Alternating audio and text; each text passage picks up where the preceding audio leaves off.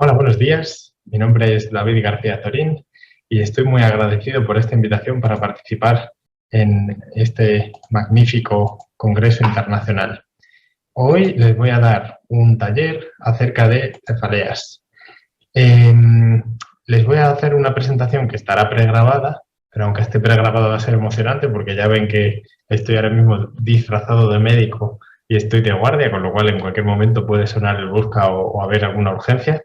Y luego tendremos un hueco para, aunque sea de manera remota, platicar y comentar un poco sus impresiones y responder preguntas. Voy a intentar que la parte de explicación dure aproximadamente media hora para que tengamos unos 15 minutos adicionales y podamos comentar todo lo que así deseen. Tienen abajo de la presentación mi correo electrónico personal y quedo a su disposición para lo que necesiten. Estos son mis conflictos de interés en relación al tema de cefaleas. Y he organizado la presentación en una serie de casos clínicos. A partir de cada caso clínico, pues comentaremos una serie de aspectos intentando darle una orientación que sea eminentemente práctica. Entonces, son casos clínicos muy cortitos en los que el mensaje clave tiene que quedar muy claro. Entonces, el primer caso es una paciente de 25 años que suele tener un dolor holocraneal, bilateral, opresivo, que coincide con el periodo menstrual. Cuando tiene estos dolores, si puede, pues sí que le limitan en su actividad y prefiere quedarse en la cama, no tiene ningún dato de alarma y la pregunta es, ¿cuál es el diagnóstico más probable en este caso? Pues el primer caso clínico, el mensaje que es muy importante reforzar es el diagnóstico diferencial entre la migraña y la cefalea de tipo tensión. La migraña es la tercera enfermedad más prevalente del mundo y la cefalea de tipo tensión la segunda. Son enfermedades que a veces son difíciles de distinguir. ¿Por qué? Pues porque cuanto más frecuente es la migraña, más se parece a una cefalea de tipo tensión. Entonces, a la hora de evaluar al paciente siempre debemos de hacer una historia clínica muy sistemática, asegurándonos de que preguntamos todo lo que es importante y hay una serie de elementos que nos van a ayudar a diferenciar entre una y otra. El primer elemento es la topografía del dolor. En la cefalea de tipo tensión suele ser un dolor bilateral, opresivo, como si tuviéramos un peso en la zona anterior de la cabeza, bilateral, mientras que lo característico de la migraña es que el dolor sea hemicraneal y pulsátil. Ahora bien, ¿puede una migraña ser bilateral y puede una migraña tener dolor opresivo? La respuesta es sí. ¿Puede una cefalea tipo tensión ser hemicraneal y ser pulsátil como la migraña? La respuesta es no, nunca. Una cefalea tipo tensión no es pulsátil y no es hemicraneal. Entonces hay que tener cuidado porque a veces la migraña se disfraza de cefalea tipo tensión. Entre el resto de síntomas, la migraña característicamente pues te molesta el mundo. Cuando te da un ataque de migraña sueles tener fotofobia, fonofobia, te molestan los olores, ganas de vomitar, empeora con el movimiento cefálico. Y en la cefalea tipo tensión no aparecerá ninguno de estos síntomas. Puede aparecer o fotofobia o fonofobia ligeras, pero no especialmente intensas, como es el caso de la migraña. Y algo que también es muy importante es que la cefalea tipo tensión no responde a los triptanes. Es decir, que si el paciente tiene una cefalea que se toma un sumatriptán y el dolor se quita, eso no será una cefalea tipo tensión. Nos ayuda también esa respuesta al tratamiento a diferenciarlo. Entonces, el mensaje del primer caso es que un buen diagnóstico de nuestro paciente es fundamental.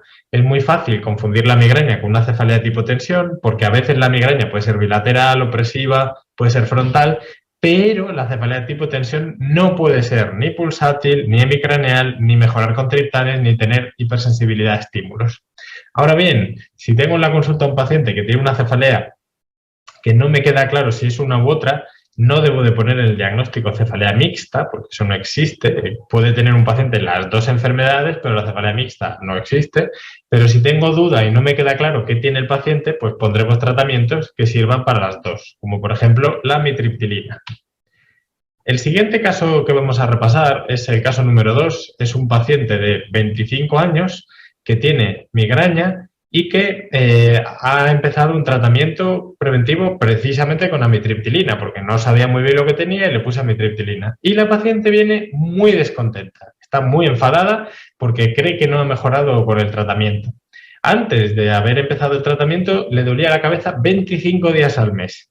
Y a los 3 meses, miramos el calendario de días de dolor de cabeza y tiene 6 días de cefalea al mes. Y me dice que lo he hecho muy mal porque no le he curado. ¿Qué le digo? Pues aquí una cosa muy importante es que el primer paso del tratamiento es darle al paciente una adecuada explicación. Cuando hablamos con el paciente y le explicamos que tiene una enfermedad como puede ser la migraña o la cefalea de hipotensión, le tenemos que decir que son enfermedades crónicas, es decir, para casi toda la vida. Son enfermedades que durarán años, que con los años tienden a mejorar. No siempre, pero la mayoría de los pacientes suele mejorar conforme va pasando el tiempo. Son enfermedades que no tienen cura todavía, pero sí que tienen tratamiento. ¿Y qué es lo que podemos conseguir gracias al tratamiento? Pues que quien tiene muchos días de dolor de cabeza tenga menos días y que la persona que tiene estas enfermedades, cuando tenga un dolor de cabeza, si toma la medicación de manera adecuada, pues consigamos que se quite el tratamiento y pueda hacer una vida normal. Entonces, algo que es muy importante es que cuando ponemos un tratamiento, la diferencia entre ser un héroe o ser un villano es la expectativa que tenga el paciente. Entonces, yo puedo ser un héroe si le digo al paciente que vamos a tener menos días de dolor de cabeza y que van a ser menos intensos, pero si no le explico que va a seguir teniendo días de dolor de cabeza, aunque haya mejorado, todavía le quedará algún día con dolor de cabeza, me convierto en un villano. Por eso es muy importante dejar bien claro el mensaje de que el tratamiento preventivo no cura, que lo que hace es ayudar a mejorar al paciente cuando éste está en una mala situación y que vamos a conseguir que le duela menos días, que sea menos intenso, que responda mejor al tratamiento sintomático y que, en definitiva, la enfermedad le discapacite menos y pueda hacer una vida normal. Por eso, a la hora de transmitir mensajes al paciente, siempre es bueno tener una serie de ideas claras sobre qué le debemos decir y qué no. Entonces, es bueno decirle al paciente lo que podemos esperar del tratamiento, como decimos que va a mejorar pero no se le va a quitar. Siempre es bueno decirle que existe la posibilidad de que el paciente tenga algún efecto secundario y cuando hablemos de los efectos secundarios hay que decirle al paciente que normalmente no son peligrosos, no son permanentes y hay que informar al paciente de que si le apareciera algún efecto secundario, deja de tomarse el tratamiento y ese efecto secundario debería de desaparecer. Cada tratamiento tiene un efecto secundario diferente. Y luego, cuando ponemos un tratamiento, hay que administrarlo un tiempo suficiente para ver si mejora y hay que explicarle al paciente que en caso de que funcione lo debe de tomar un tiempo mínimo. Por ejemplo, en una cefalea episódica el tiempo mínimo son 3 meses, a veces 6 meses. En una cefalea crónica, una migraña crónica o una cefalea de hipotensión crónica, el tiempo mínimo suele ser 6 meses, pero a veces se prolonga hasta 9 o 12 meses. Y a los 12 meses, si el paciente ha mejorado, siempre es bueno hacer un intento de retirar el tratamiento, ya que en muchos casos el paciente seguirá estando bien cuando quitemos el tratamiento. Entonces, vamos a hablar ahora de un caso nuevo en el que tenemos que decidir cuál es el mejor tratamiento para este paciente. Viene un paciente, también de 25 años, también tiene migraña desde hace 6 años y dice que tiene unos episodios muy incapacitantes, que a veces tiene que ir a urgencias y abandonar su puesto de trabajo, con lo cual es altamente incapacitante. Cuando tiene ataques suele tomar paracetamol o acetaminofeno, que no sé si en El Salvador ustedes tienen acetaminofén como en Norteamérica, en Estados Unidos, o tienen paracetamol, y el paciente suele esperar unas 3-4 horas a ver si se le pasa el dolor. Y el número de ataques que tiene al mes es de 3 ataques. Por lo tanto, la pregunta es, ¿cuál es el tratamiento que le debo de poner a este paciente? Cuando decidimos si ponemos un tratamiento u otro, tenemos que tener presentes 3 cosas. ¿Cuántos días le duele la cabeza al mes al paciente? ¿Cómo de graves son estos episodios? Y si mejora si el tratamiento sintomático consigue quitarle bien el dolor. Entonces, no hay una cifra mágica a partir de la cual siempre tengamos que poner tratamiento, sino que cuantos más días tenga el de dolor el paciente, más intensos sean los episodios y peor responda al tratamiento, pues más claro estará que necesitará un tratamiento preventivo. Y el tratamiento, en el caso de que no pongamos un tratamiento preventivo, utilizaremos un tratamiento sintomático. En el tratamiento sintomático de la migraña es muy importante tener presente que vamos a poner un tratamiento u otro, o el paciente debe de tomar un tratamiento u otro en función de lo intensos que sean los ataques. Si los ataques son de intensidad ligera, se podrá manejar probablemente con antiinflamatorios no esteroideos, como por ejemplo ibuprofeno, naproxeno o dexketoprofeno.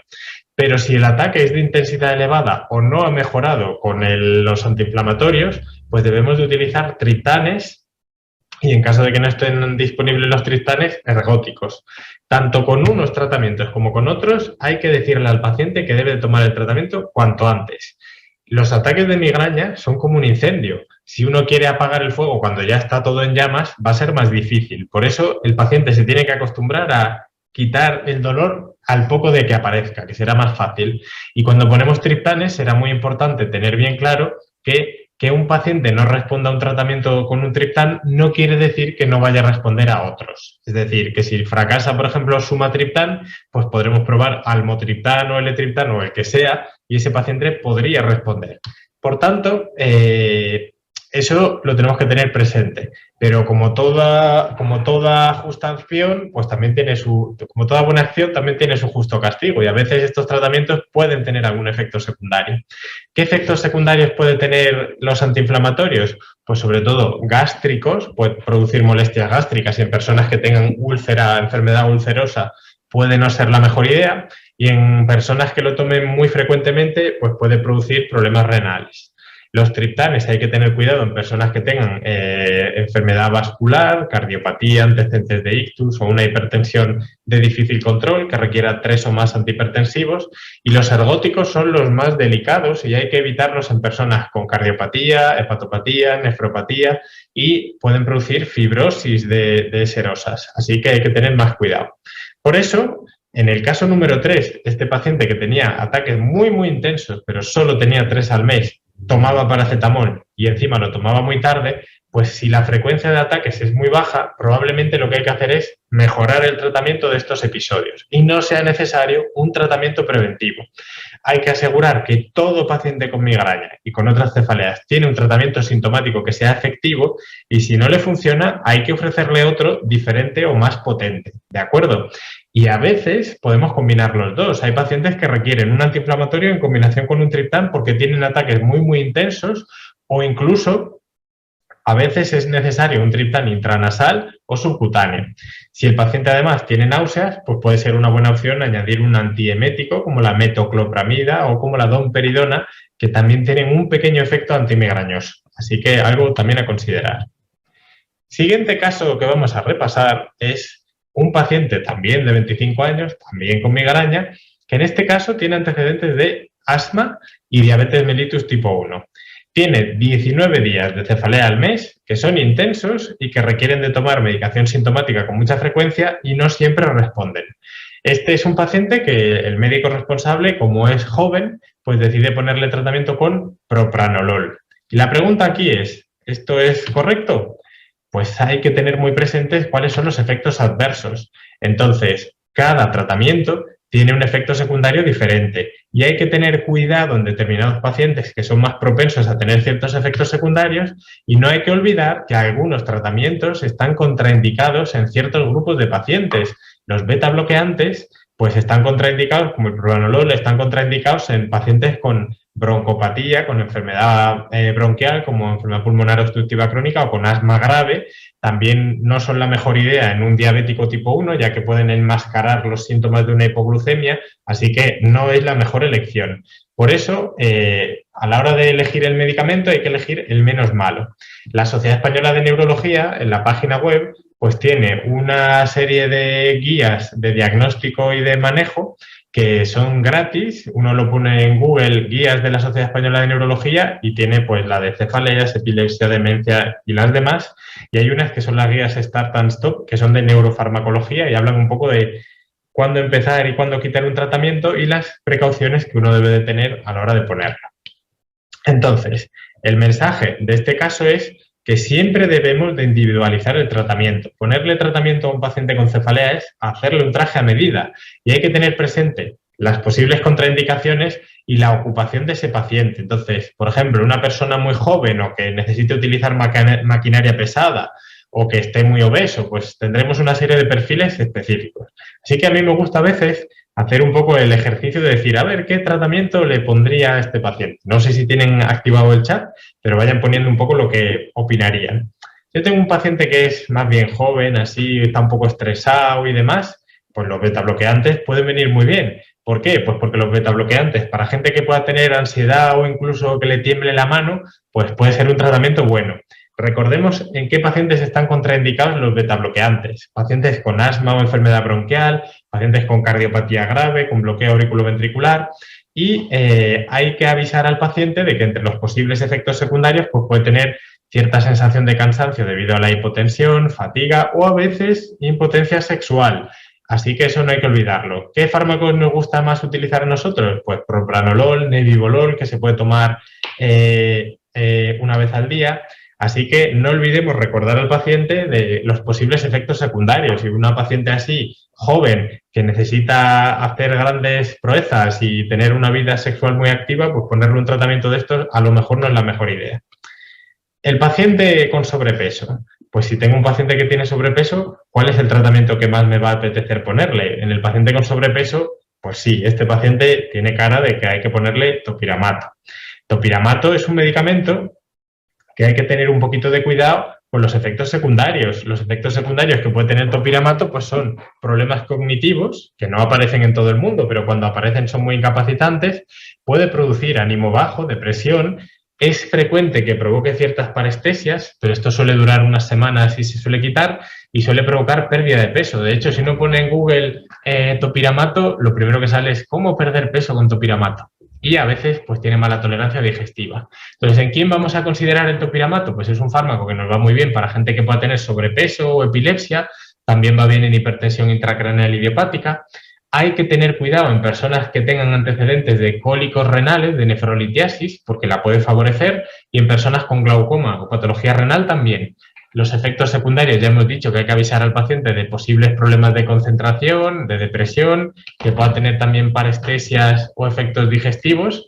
Y algo que puede minimizar la probabilidad de que el paciente tenga efectos secundarios es subir la dosis de manera paulatina. Empezamos con 25 miligramos al día y vamos subiendo hasta una dosis mínima de 50 miligramos por la mañana, 50 por la noche, pues si el paciente es muy delgado, 25 por la mañana, 50 por la noche. Si no respondiera al cabo de 4 semanas, se puede subir un poquito más la dosis.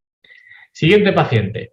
Un paciente pues, muy frío, que está como muy estresado también porque quiere invadir el mundo. Pues este paciente que está estresado y que le quita el sueño, su sueño de conquistar el mundo, le puede venir bien la amitriptilina.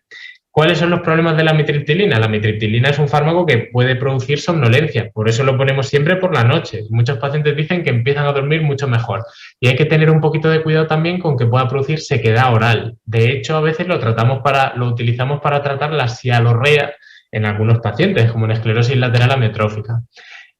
¿Cuál es el perfil de paciente a quien le vamos a poner amitriptilina? Pues aquellos pacientes que puedan tener también cefalea tipo tensión, pacientes con ansiedad o depresión, pacientes con insomnio, y también es un medicamento, un fármaco que nos va muy bien en otros dolores. Entonces, pacientes que tengan dolor cervical o lumbalgia, pues también puede ser una muy buena opción. Ahora, por ejemplo, en la cefalea post-COVID lo estamos utilizando bastante. ¿En quién hay que tener cuidado con la amitriptilina? Sobre todo a dosis altas, en personas con glaucoma. Puede favorecer la retención aguda de orina en personas con patología prostática. En personas muy mayores puede tener efectos anticolinérgicos y provocar ciertos síntomas de confusión, y hay que tener cuidado también en personas que tengan antecedentes cardiovasculares. Efectos secundarios hemos dicho que puede provocar somnolencia, por eso hay que tomarlo por la noche y avisar al paciente, y nosotros normalmente empezamos poniendo una dosis de 10 miligramos por la noche. Si no hay pastillas de 10 miligramos, media pastilla de 25 miligramos puede ser suficiente, y si el paciente no mejora a las 3-4 semanas, puede subir la dosis a 25 o a veces incluso a 50, aunque muchas veces con dosis bajitas el paciente mejorará. Siguiente paciente. Pues una paciente joven que tiene que utilizar mucho la cabeza porque tiene una ocupación que requiere de un funcionamiento cognitivo muy bueno, con lo cual no quiero ni que esté dormida, ni quiero tampoco que tenga problemas de pensamiento. ¿Qué fármaco puede ser bueno para una paciente joven? Pues una paciente joven, un fármaco que va bastante bien es el candesartán o el lisinopril. Candesartán y lisinopril son un antagonista a los receptores de angiotensina y un IECA que pueden ir bien, especialmente bien en pacientes con migraña. ¿Qué problema tienen estos fármacos? Que son antihipertensivos, que pueden provocar fatiga o hipotensión. Entonces, en gente joven que pueda tener la tensión baja, en sitios en los que hace mucho calor, en verano, pues hay que tener un poco de cuidado porque pueden no ser bien tolerados. Entonces, ¿qué paciente es el perfecto para ponerle un lisinopril o un candesartán? Pacientes que tengan antecedentes de hipertensión, porque mato dos pájaros de un tiro, como se dice aquí, o pacientes que puedan tener depresión. Hay que tener cuidado en personas que puedan tener una insuficiencia cardíaca muy grave o en pacientes con estenosis de la arteria renal bilateral y, como decíamos, cuidado con los efectos secundarios de fatiga, de hipotensión, de mareo, hipotensión ortostática. Normalmente solemos empezar con dosis muy bajitas, 2,5 miligramos de lisinopril o 4 miligramos de candesartán. Lo solemos poner por la noche porque si uno se lo toma por la noche y se acuesta, pues no va a tener tanta sensación de mareo o de hipotensión y si no fuera efectivo, vamos subiendo progresivamente la dosis. ¿Y qué pasa con el paciente un poquito más joven? ¿Qué fármaco puede ir bien en los pacientes jóvenes? Pues a los jóvenes nos gusta ponerle flunaricina. La flunaricina es un medicamento que también puede producir que baje el ánimo, puede producir un poquito de somnolencia y lo que más hay que tener cuidado con la flunaricina y con la mirtazapina también es que pueda producir un aumento de peso. Entonces, la flunaricina nos va muy bien en personas jóvenes, en pacientes que puedan tener también migraña vestibular o vértigo asociado a la migraña, pacientes que puedan tener un poquito de insomnio. Y hay que tener cuidado porque es un fármaco que puede producir un cuadro extrapiramidal si se toma durante mucho tiempo y a altas dosis. Así que en personas mayores un poquito de cuidado, también precaución al utilizarlo en personas cardiópatas.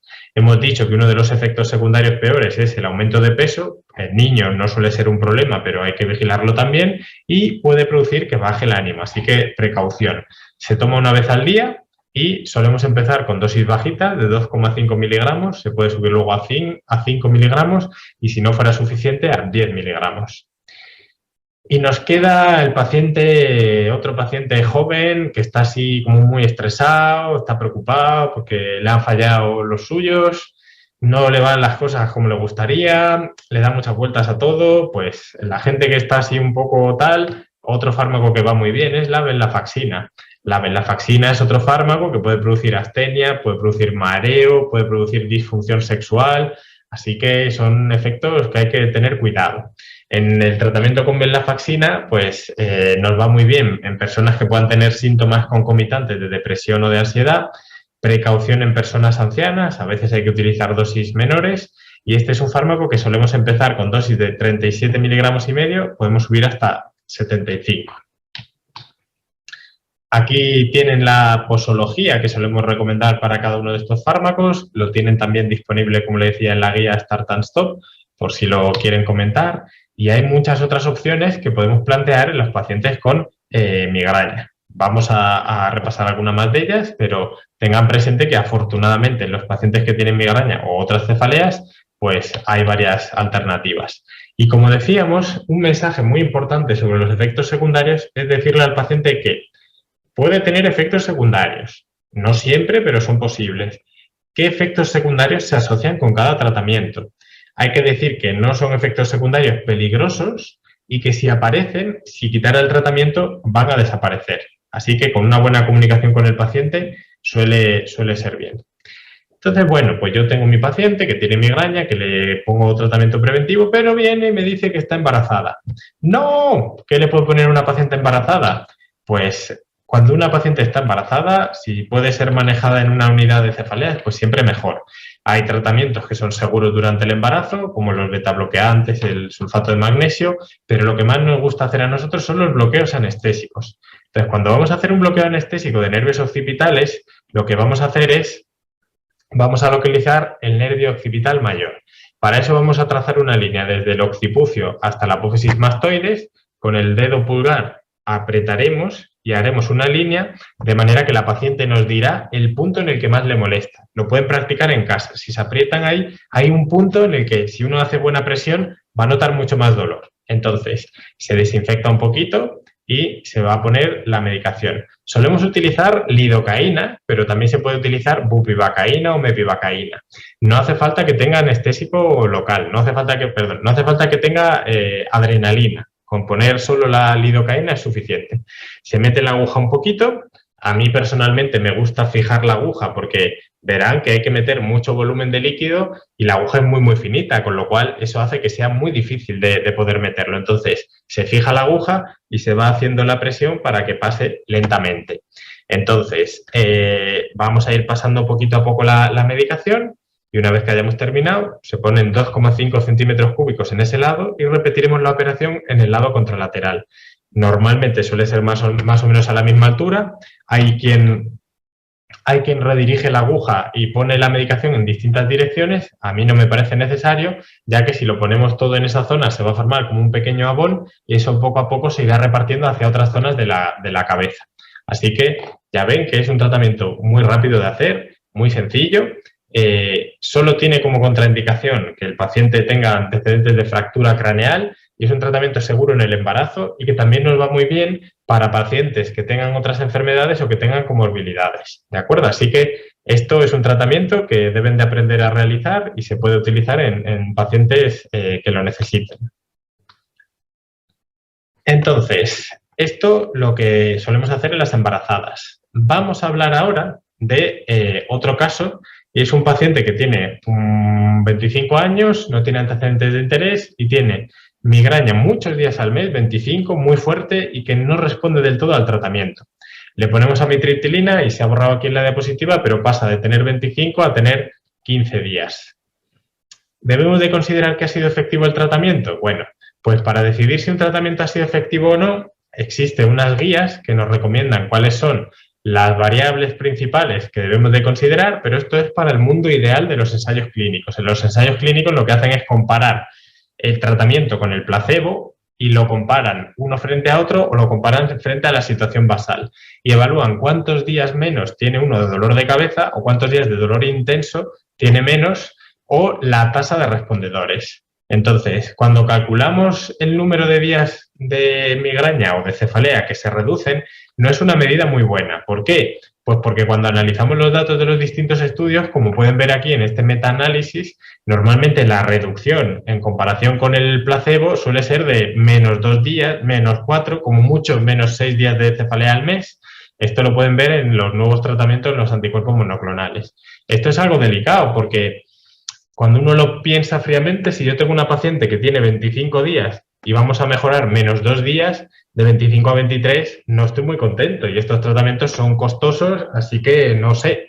Entonces, una medida para evaluar si el tratamiento es efectivo o no es también la tasa de respondedores. La tasa de respondedores lo que hace es comparar el número de días que el paciente tiene al inicio, el número de días que tiene el paciente a los 3 meses de tomar el tratamiento y la tasa de respuesta es la proporción de pacientes que pasa a tener como mínimo la mitad de días que tenía inicialmente. Es decir, una paciente que tenía 25 días de cefalea al mes, pues pasará a tener 12 o 13 días de cefalea al mes. La tasa de respondedores, aquí vemos el efecto del fármaco, pero también hay otros posibles factores en un ensayo clínico, como que el paciente haya mejorado espontáneamente, que el paciente haya tenido un poquito de efecto placebo, así que hay que interpretarlo con cautela. Entre los nuevos tratamientos, los anticuerpos monoclonales, atogepante, toxina botulínica o topiramato, que ese no es muy nuevo, pues vemos que la tasa de respuesta al 50% es variable, suele estar entre el 20% y el 50%. Los primeros estudios de atogepante, que eran en migraña episódica, que esa suele ser un poquito menos grave, la tasa de respuesta era un poquito mayor, pero más o menos son parecidos. Esto quiere decir que 1 de cada 2 pacientes, como mucho, va a mejorar, pero hay pacientes que no responden. Entonces, aquí tenemos un problema. Para medir si un paciente responde o no, se puede hacer de distintas maneras, midiendo cuántos días le duele la cabeza, cuántos días tiene que tomar medicación, cuánto tiene que ir a urgencias, escalas. Y esto, si le decimos al paciente que tiene que hacer un diario muy completo, que tiene que pasarse no sé cuántas escalas, el paciente se estresa, pero no solo el paciente. Cuando luego el paciente viene a la consulta y me trae un montón de papeles, yo digo, me cago en la leche, qué difícil de evaluar que es esto. Entonces, al final, una pregunta que le gusta mucho hacer a un compañero nuestro que se llama el doctor Robert Davis es preguntarle al paciente, ¿cómo estás? ¿Has mejorado? ¿No has mejorado? crees que el tratamiento te está haciendo efecto, y es muy importante, como decíamos, explicarle al paciente que lo que vamos a conseguir es que le duela menos días, que sea más flojito, que esté menos incapacitado por la cefalea y que cuando tome tratamiento sintomático responda mejor a este. Entonces, hay que tener más o menos claros cuáles son los beneficios realistas, y el paciente pues va a tener menos días de dolor de cabeza, será menos intenso y el tratamiento le responderá mejor. ¿Y cuándo debemos de pensar que el paciente no ha respondido? Pues cuando no haya bajado ni siquiera un 30%, eso es seguro que no ha respondido, ni siquiera un 30%, que siga siendo de la misma intensidad y que necesite tomar mucha medicación. Por tanto, si el paciente no ha respondido, hay que seguir intentándolo. Y ante el paciente que no tiene buena respuesta, podemos plantear poner otro tratamiento preventivo oral, podemos poner tratamiento con toxina botulínica, podemos poner un tratamiento monoclonal con anticuerpos monoclonales, o podemos combinar distintos tratamientos. Pero una cosa muy importante es que si yo le he puesto al paciente un tratamiento y no mejora, pues lo que debo de hacer es quitarlo. Entonces, el último caso que vamos a repasar, y ya nos vamos acercando al final de la presentación, si tengo un paciente que le pongo un tratamiento y mejora, pero le sienta muy mal, ¿qué debo de hacer? Pues, ¿cuándo me debo yo de plantear cambiar un tratamiento? Pues si el tratamiento no es efectivo, si no ha tenido una buena tolerancia o si está contraindicado, realmente no es que lo tenga que cambiar, sino que no lo tendría que haber puesto. Cuando hablamos del fallo de la tolerancia o que el paciente no le siente bien el tratamiento, hay distintos efectos secundarios y ya hemos dicho que cada fármaco tiene los suyos. Aquí vemos, por ejemplo, a veces los pacientes que les ponemos anticuerpos monoclonales pueden tener reacciones locales, que suelen ser transitorias, suelen durar 1 o 2 días, no suelen ser molestas y no siempre aparecen, es decir, algún paciente que le ha aparecido alguna vez en sucesivas valoraciones no le aparece. Otros efectos secundarios que pueden aparecer con los tratamientos pues son, como decíamos, con el topiramato, fallos cognitivos o hormigueo, parestesias. En la toxina botulínica podemos tener efectos locales, bien en forma de sangrado o bien en forma de tosis, y otros tratamientos pues, pueden tener somnolencia, estreñimiento, pero, como decíamos, no son efectos secundarios que sean graves. Nos podemos fijar que una manera de ver si los pacientes tienen mucho efecto secundario o no es cuando se hace un ensayo clínico. A veces los pacientes lo toleran tan mal que abandonan el tratamiento. Entonces podemos ver que en los nuevos tratamientos que se emplean contra la migraña, la proporción de pacientes que abandona el estudio porque no tolera bien el tratamiento es muy bajita. Así que eso habla de que son tratamientos bien tolerados. Entonces, mensajes que hay que darle a los pacientes: que los efectos secundarios son posibles, dependen del tratamiento, no suelen ser graves y si aparecieran, ceden cuando suspendemos el tratamiento.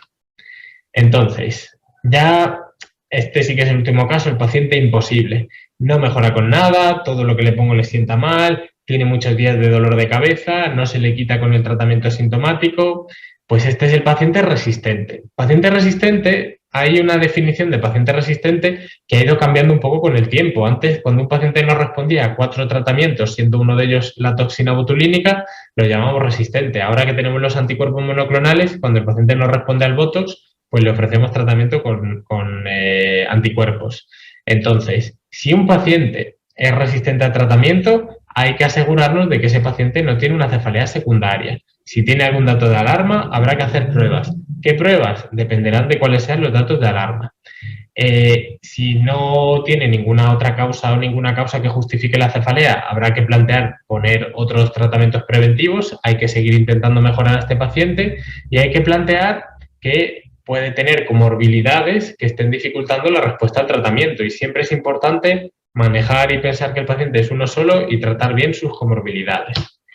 Entonces, si tenemos un paciente que no responde, hay que intentar replantear el caso y pensar ¿cuál es la situación real? ¿Realmente el paciente está tan mal? ¿He hecho el diagnóstico correcto o le estoy poniendo un tratamiento que no es el que necesita? ¿Y el paciente está cumpliendo bien el tratamiento? ¿Le he puesto el tratamiento que debía, sea toxina, sea monoclonal, o me he equivocado de tratamiento? Por eso, ya para concluir, y ahora pasamos a las preguntas, es muy importante transmitir al paciente los siguientes mensajes: que el beneficio o fracaso va a depender de la expectativa y de la explicación que le demos al paciente. Hay que explicarle al paciente la duración del tratamiento, la duración mínima y la duración máxima, que no son tratamientos para toda la vida y lo que intentan es mejorarle, cuáles son los efectos adversos que pueden pasar y que si aparece algún efecto secundario lo que haremos será quitar ese tratamiento y ofrecerle otra cosa. Si no funciona el tratamiento o no lo tolera, hay que cambiar, y si el paciente no termina de mejorar, pues algo que se puede hacer es cambiar de tratamiento o valorar una combinación de fármacos. ¿Qué no debemos de hacer en el tratamiento? Pues poner tratamiento sintomático de manera pautada. No debemos de ponerle al paciente que tome paracetamol todos los días. Si un paciente necesita tratamiento con paracetamol todos los días, hay que ponerlo en tratamiento preventivo. No debemos de tirar la toalla antes de tiempo, porque hay pacientes que no responden al primer tratamiento, ni al segundo, ni al tercero, y en el cuarto le cambiamos la vida, y hay que vigilar las contraindicaciones y posibles efectos secundarios. ¿Y qué es muy importante en el manejo del paciente con cefaleas? Hacer un buen diagnóstico, indicar el tratamiento correcto y en el momento adecuado. Hay que sentar bien cuál es la expectativa y explicarle al paciente los posibles efectos secundarios. Así que por mi parte, muchas gracias. Ha sido un placer darles esta plática y quedo a su disposición para lo que puedan necesitar. Muchas gracias.